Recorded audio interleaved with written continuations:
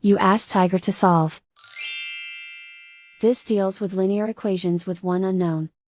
The final result is v equals 45. Let's solve it step by step. Isolate the v. Multiply both sides by inverse fraction 9 over -7. Move the negative sign from the denominator to the numerator. Group like terms.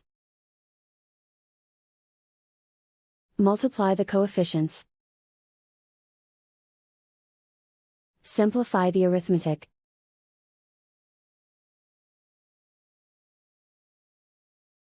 Move the negative sign from the denominator to the numerator. Multiply the fractions.